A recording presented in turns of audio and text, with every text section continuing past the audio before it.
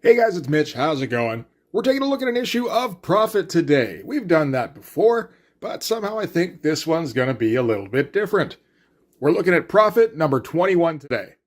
So we're all familiar with Rob Liefeld's Extreme Studios. Established 1992, died 1996 when Rob was kicked out of Image. I'm curious though how many people remember the brief revival of Extreme Studios in 2012. At that time, it hadn't been too long since Rob Liefeld had put out a new iteration of Youngblood. There was the 2008 series written by Joe Casey.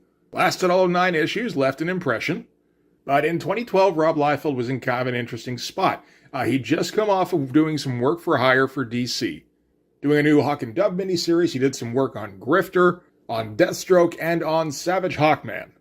And as is tradition, it was an agreement that was meant to go on longer, but all of a sudden in 2012, Rob Liefeld pulled up stakes and decided he'd had enough. And then this was the next thing anybody heard from him. It was kind of a relaunch of the entire Extreme line. There were relaunches of Prophet, Glory, Youngblood, Bloodstrike, and Supreme. And these books were going to have a distinctly indie flavor. The whole point of these things is that Rob Liefeld is basically opening up the doors and giving all of his properties to indie creators to kind of do whatever they want. It's a fairly strange idea for Rob Liefeld, and apparently at least a couple of the books got quite a bit of critical acclaim. From what I can tell, the idea came from Eric Stevenson, who of course had been working with Rob Liefeld on and off since like 1992. And in the years leading up to the 2012 Extreme Studios relaunch, he had established himself as the editor-in-chief at Image. So I have to think that Rob Liefeld was, he was sick of working for the big two for the moment. He'd also done some Deadpool work before he was working at DC. And I imagine he was trying to get back into publishing, but he probably didn't want to raise the money anymore, because that was what he had been doing over at Arcade Comics. And then, of course, there was that first attempt with Kickstarter, when he was trying to get Brigade #1 funded. And it was successful, but didn't deliver an issue. Also didn't deliver refunds. But hey, who's counting, right? So there's a few different ways it could have gone. I kind of wonder if it was along the lines of Eric Stevenson suggesting that what was selling in 2012, particularly at Image, was weird indie stuff. I mean, you had your big-time examples like Walking Dead and Saga, which, I mean, if you look at them in a vacuum, they are just kind of weird indie books. Only they managed to find a following and they blew up as a result. So I wonder if the conversation went along the lines of, well, you have all sorts of properties that you aren't currently doing anything with. I've got a few creators in mind who, don't have huge fan bases or anything, but they could certainly churn out something interesting, and it might get the book some critical acclaim. With Rob Liefeld's name attached, it might get the right kind of buzz, because, I mean, if there's one thing Rob Liefeld's good at, it's selling a book. Or at least selling himself, like pumping up his reputation. And then once the books are over, we can collect them into trades for sale on the secondary market, and that'll provide us with kind of constant passive income. And then you'll have new variations on the old IP that we can use to attract investors to try and license these again. Because that's kind of been Rob Liefeld's deal ever since like 1993. Guy comes up with ideas. They're not necessarily particularly inventive ideas, but they're different enough. And then he licenses those to Hollywood studios. And sometimes there's some kind of green light for a movie to get made, and then it isn't. But inevitably what happens is the licensing rights always expire, the rights revert back to Rob, and then he sells those rights to somebody else. I feel like that's been one of his main businesses over the years, is just selling rights to properties that will never be made into movies or TV shows or cartoons or what have you. But anyway, I'm getting off track. I think that was the primary motivator behind the whole relaunch in 2012, was to basically rebrand all of these properties, to make them all shiny and new, to get studios to take another look. But in the meantime, what we get is a whole bunch of weird takes on old Extreme properties. So why don't we take a look at that? So this is Prophet. No, seriously. And we've covered a fair bit of Prophet before. If I look at my channel dashboard, I see that we've covered 8 issues of Prophet before this. And we all know what Prophet is. Prophet is a giant Liefeldian muscle guy with either big poofy hair or big spiky hair, depending on who's drawing him. And he's Rob Liefeld's version of Captain America, which just means that he shares a similar origin and has none of the personality. So this book reimagines Prophet in a completely different light. This is intended to be Conan in space, essentially. There's a whole Buck Rogers thing going on where Prophet has been asleep for 10,000 years, so now he's dealing with the Earth of the future, where humanity has basically been driven extinct. And the whole deal is about world building. It's about setting up this new alien world, which is what Earth has become. So why don't we get into it here? We can start with the cover, where Prophet is going to be played by Javier Bardem. Well, maybe not, but I mean, it's definitely going for Conan vibes, right? But we can see we're going with a very different kind of style than has ever been used on a Prophet issue before. Not a lot of line work. Going with some pretty muted colors. Prophet himself is actually a pretty small, like regularly proportioned figure. Like this pose is really good. Like it's really well proportioned. To the point where I wonder if maybe was referenced. But, that's fine, right? And yeah, it's a very different look. When Rob was doing the interview circuit on this, because that was a big part of the marketing, was he was going to Comic Cons and hyping it up as much as he could. He kept mentioning how much it looks like old heavy metal or Metal Hurlong. He compared the work to Mobius and to Jeff Darrow, and I mean, maybe thematically, although those two guys in particular tended to get a little bit more line heavy, which I think, it's odd, because I think Liefeld would have been more behind that particular kind of look. It must have been strange for a guy like Liefeld, who, I mean, like, this art style, I can't imagine him really getting behind it. Like, he had to. Like, he had to rave about the art style. And the art is quite good, for sure. I can't imagine it's up Liefeld's alley is all. But whatever, he says he loved it, so, let's take him at face value on that. So, story on this is going to be by Brandon Graham. Brandon Graham is a sci-fi writer who had previously he'd done other weird indie stuff for Image before. He'd done a book called King City, which was nominated for an Eisner, and before that, he'd done a bunch of porn comics, which were not. But he had established himself as kind of an up-and-comer who might turn out something interesting. And I guess he wasn't really working on anything else at the time when guys like Eric Stevenson approached him. And yeah, he's got some ideas for this book. Art on this is going to be by Simon Roy. So I guess that means penciled and inked. I'm not sure exactly how this was produced. Colors are by Richard, I don't know, like this looks kind of painterly, but it could also be done in computers. I don't know. Edits by Eric Stevenson. Variant cover by Rob Liefeld. I want to see what that variant cover looks like. Sure. I mean, hey, honestly, I was expecting him to just do a regular version of Prophet with the giant spiky hair. Hey, at least he kind of adapted it a little bit to what the Graham guy was doing. You'll notice that the issue numbering on this is a little odd, since this is a reboot, but we're starting with issue 21. And that's kind of how all of these relaunches went, where Liefeld decided to try and pick up where the old books left off, kind of. This is kind of the beginning of Rob Liefeld's idea that all the work he's done under a particular title is cumulative. So Prophet, there was never a Prophet number 20, but there were 2 regular series that ended around issue 9, issue 10. So we're going to compile those together, and we're going to say this is issue 21, and we're just picking up where we left off. Glory would do the same thing, so would Bloodstrike, Youngblood, and the other one, I can't remember the other one, Supreme. They would also do Supreme that way. So anyway, the way we're going to start things off is in the far-flung future on planet Earth. So our narration starts. The narration in this is fairly minimalist, really. Says, dusk is approaching by the time the Tolnaka finds this place. This is the Tolnaka. Still hungry after a fruitless day of foraging. Though the arid landscape has given up no prey, something else stirs beneath its feet. And then a pod drills through the ground here and pops up. But you can see we're going with like a very European style to start things off with. So, pod comes out of the ground and a door opens. And Prophet spills out. He's got all these umbilicals attached to him. It says, a man emerges, finally awake from the long sleep of the hyperpod. John Prophet emerges. And then he barfs up some kind of little pod and picks it up. And he's gonna need that to help him wake up. And then he surveys the landscape around him. And we can see all sorts of like weird little details in here. Like there's these weird little alien creatures running around. That thing we saw before kind of looked a little bit like a dog, although it was 6-legged. Sky looks pretty bleak. I believe this is meant to be a few years after an alien race has landed and has started kind of terraforming. Or at the very least establishing a settlement for future operations. But yeah, really different kind of look. And if you want to subvert some expectations about what Prophet's going to be like, him stumbling out of a pod and barfing being the first thing that you see of him is going to do it. So yeah, he plugs a little pod into his suit here, and that's going to stimulate the nervous system and activate his implants. And that's when the Tolnaka approaches. And, he kind of Takes a quick look at it, is not sure at first if it's aggressive, and then it leaps at him, and its face opens up into a gaping maw, and it's like, oh, I think it is aggressive. And he wrestles with the Tolnaka. He's still all woozy from, the cryo sleep, but then the stimulants kick in that he plugged into his arm, and he's able to boot the Tolnaka off him, gets his knife out. I don't think I've ever seen Prophet using that knife before, but should have. It's a pretty cool looking knife. And when the Tolnaka approaches again, he buries the knife in its skull. But yeah, very European kind of look all throughout. We're keeping that muted color palette throughout. The lettering has like an indie or European feel. Like you look at all the sound effects, they're obviously all hand lettered a little bit inexpertly.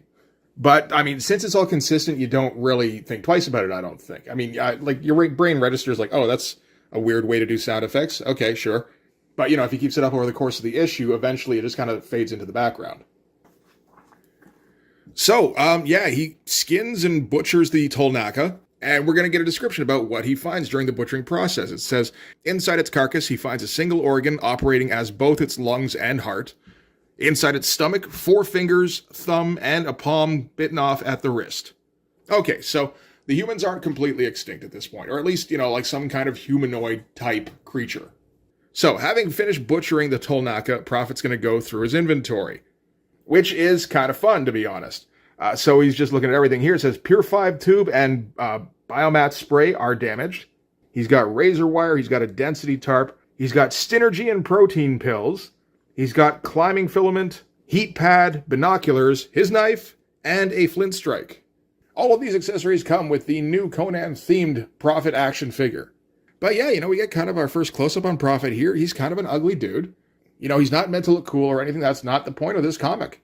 He's going to go exploring now. He's got himself a pack he's made out of bits of the Tolnaka's carcass. So he's going to go wandering through a forest here.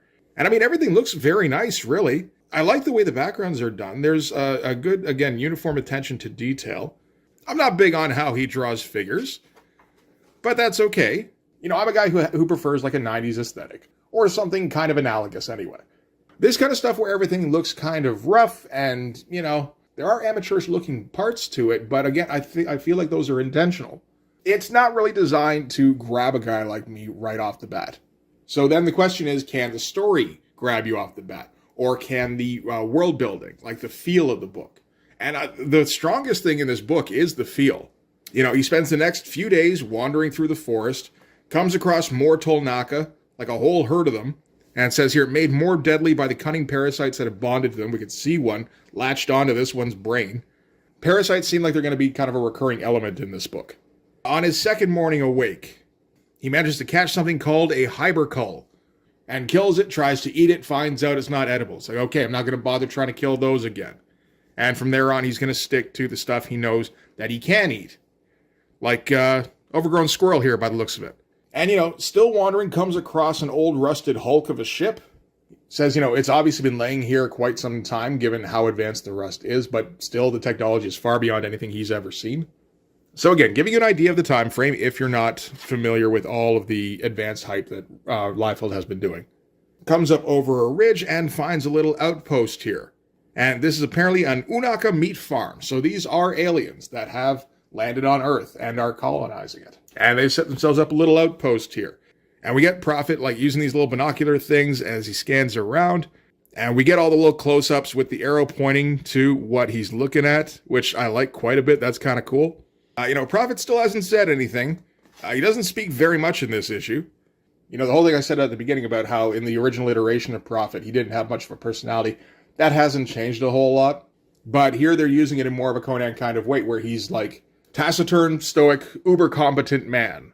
While he's looking down on the meat farm, another ship goes flying overhead, and he, kind of tracks it, and turns out he was looking the wrong way the whole time. There was a whole-ass city behind him, made out of like a giant jellyfish.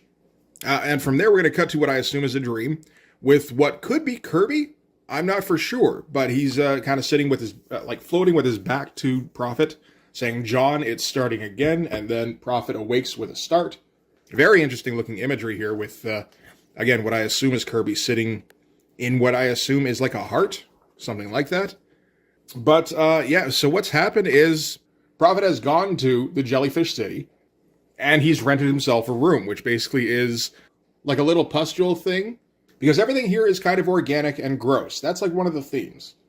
So yeah, he puts on the cowl, I think from the Kolnaka thing he slaughtered earlier, and pops open the little blister he was staying in, and, shuts it behind him, because you don't want people to get into your room, and rappels down to the markets below.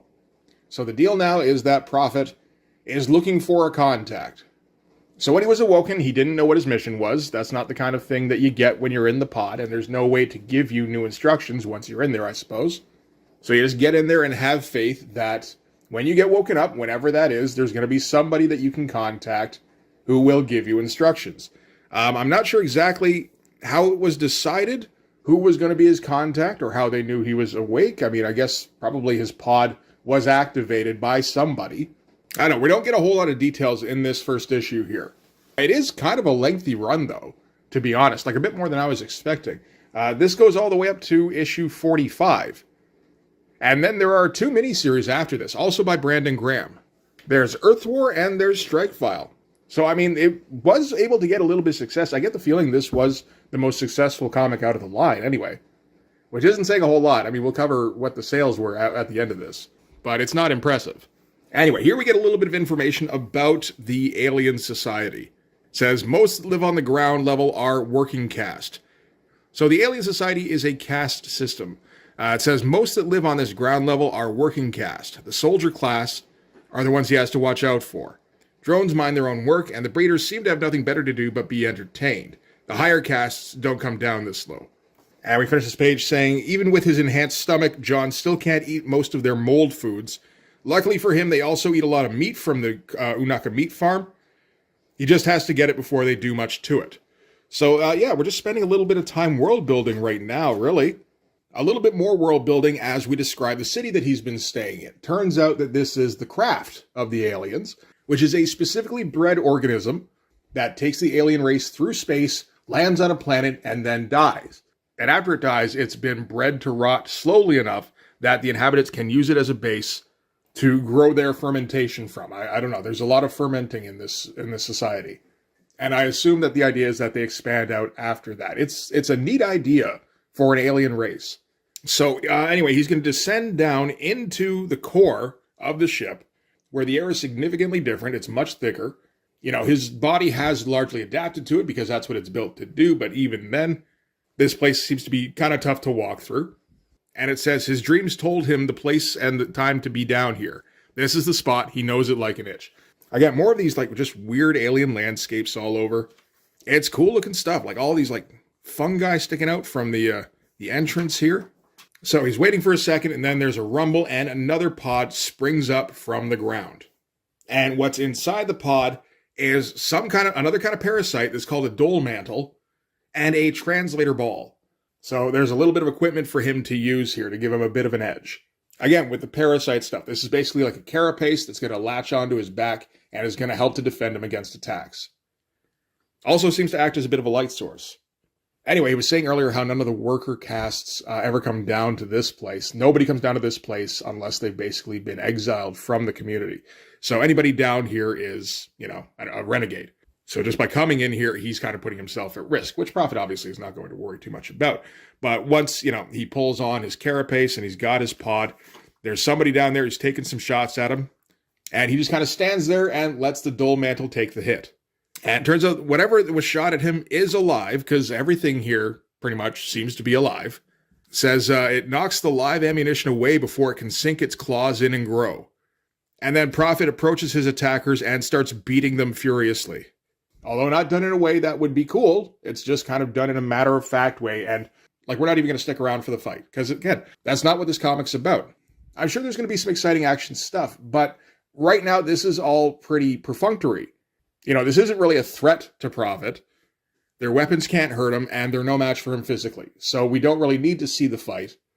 We get it all in the caption box here saying, the subclass die by hand and steel. It's like, okay, well, I guess we know how that fight went.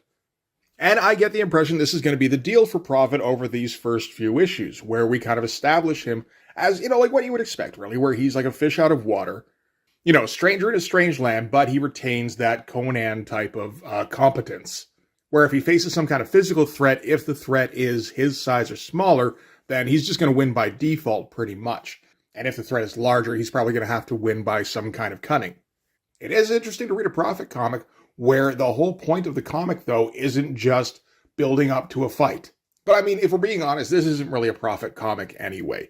This is the author had an idea for a Conan-type space opera book, and Rob Liefeld had a property called Prophet, so they slapped the name Prophet on the space opera in the hopes of raising the profile of the space opera, and kind of rehabilitating Rob's image a little bit.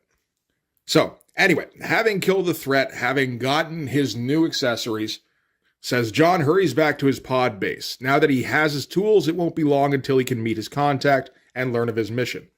He tosses off the drone husk he's been wearing. The dole mantle can ape the smells much better. So he's been disguising himself with... So, okay, that's something I missed. I think the skin he was wearing earlier. Yeah, no, I thought that was the six-legged dog thing he killed at the beginning. But I think maybe that was one of the locals that he killed and donned its carapace so that he could fit in better. I mean, I think everybody identifies by smell here. They're all blind. There's details here that I miss occasionally. I'm not even sure how many of them were actually expounded on in this particular issue. I think some of it I'm getting from different things I've read about the issue. Anyway, he descends back to his pod, and it turns out his contact has already arrived, and it's some kind of vagina-faced creature. And the creature has brought John's mission, but before it's going to give John his mission, he has to mate with it. As it, I guess, flings open its legs. That's what this looks like. And John, I mean, he looks a little bit grossed out for a second there, but the next time we see him, he's putting his pants back on. So I guess he didn't really have any objections there. So anyway, now it's time to get down to finding out what the mission is and trying to forget the hideous mental image that just popped into our heads.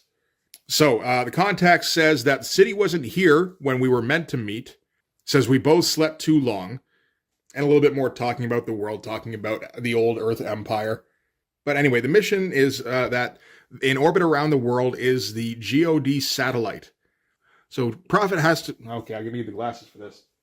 So Prophet has to travel east to scale the towers of Thauliva. The glasses didn't help. And restart this god and awaken the Earth Empire. And that's it. That's the mission. Has to go and restart the satellite or something. I imagine we'll get more information as the story progresses. But the contact concludes the meeting by stating now she's going to take the reward that she was promised, which is one of Prophet's organs. She kind of cuts a hole in his stomach, pulls out an organ. Apparently this is an organ that has been implanted, maybe, unless it's just they need a human organ. I'm not even for sure. But this particular organ permits the contact's race to procreate. So then she seals him back up with a laser, and she's on her way. And next morning, he's off to go and find his way to the satellite, I suppose. But he's being observed on the way. Not sure by who, but they are human proportions. They all have a human amount of limbs. Yeah, you can see those Mobius comparisons here, even if it's not a Mobius level of detail or anything. It definitely has a very similar kind of feeling. But anyway, that is going to be the end of Prophet number 21. So don't miss the next issue, Prophet number 2. Prophet number 22. That's what it should be. We also see a little bit here of the other titles that are being released. So Glory number 23. I've got a copy of that coming. I do want to go over that. Bloodstrike number 26. It seems to be very hard to find. And something called... Oh, that's King City. That's the trade paperback for the series that Brandon Graham produced before this. And then we get kind of a map of the terrain. This was drawn by Brandon Graham, who's also an artist. But we see the original pod poking up here. We get the forest that he walked through. We get the meat farm, and then the city beyond it. And all sorts of little alien hieroglyphs here and there around. It's fun stuff. I don't know if each issue is going to have something like this, but that'd be kind of cool. And I don't know what this is. Whatever Image is doing in 2012. Sure. Yeah, anyway, that is it for Prophet number 21. Honestly, as a standalone issue, it's pretty good. It's very intriguing. The art style's not going to be for everybody. The story's not going to be for everybody. But it's the kind of book that's not intended to be for everybody. It just kind of gets lost in its own little world. And if you want to latch onto it, then you're welcome to join it. So anyway, to answer the question of was this book successful? I guess it kind of depends on the metric you use. If we're talking about critical acclaim, yeah, no, it was. It was quite successful.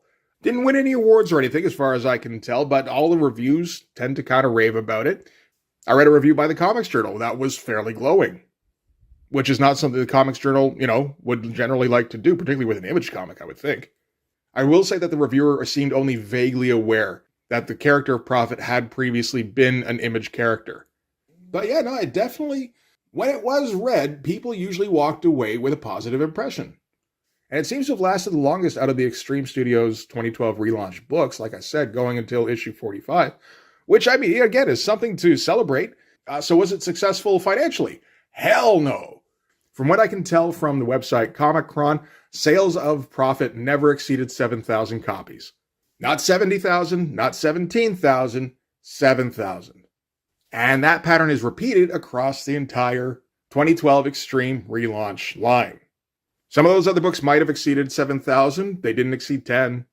So, I mean, that's pretty bad. From what I can tell, the deal Rob Liefeld set up from the creators, it wasn't the usual Image deal where, you take the profits of the book, you cut away 50 to 60% for distributors, you cut away like another 10 or 15% for Image for operating costs, and then the remainder of the profits are split among the creators.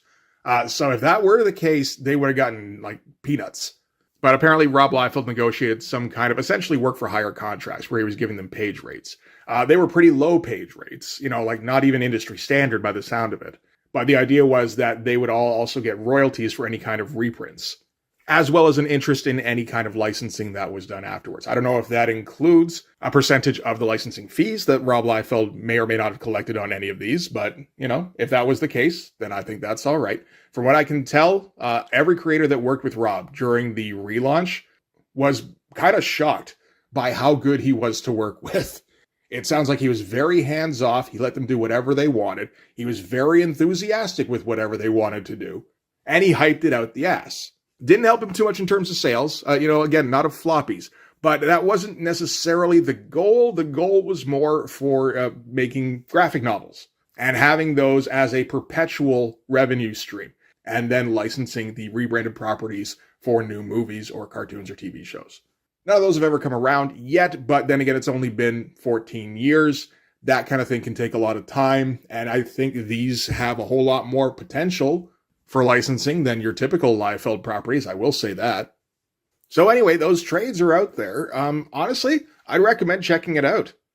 I don't know if I'd recommend tracking down the singular issues like this. This is more to just kind of get an idea of the flavor.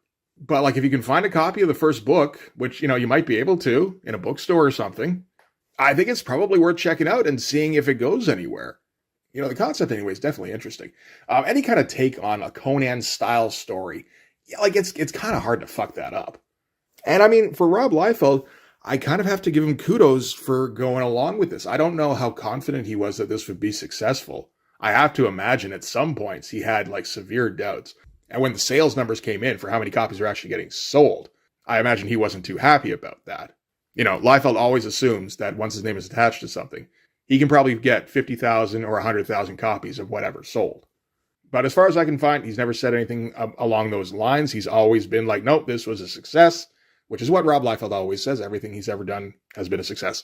But it is the line you have to take with something like this. And honestly, I think as a publisher, he did very well here. So I got to applaud him for that. And I think that I'm just going to stop there, without even a backhanded compliment to end on. It's strange ground for me. So anyway, yeah, I'm going to wrap it up. Thanks very much for watching, guys. If you like this video, hit the like button, hit subscribe if you haven't before. If you're watching on mobile, hit the hype thing if you want. Also, check out my link tree. You can find my Patreon in there. Link is in the description. It's probably also on the screen right now. You can also follow me on Instagram and DM me there for commissions. But yeah, that'll do it. Thanks again for watching, guys. I'll see you in the next one. Bye-bye.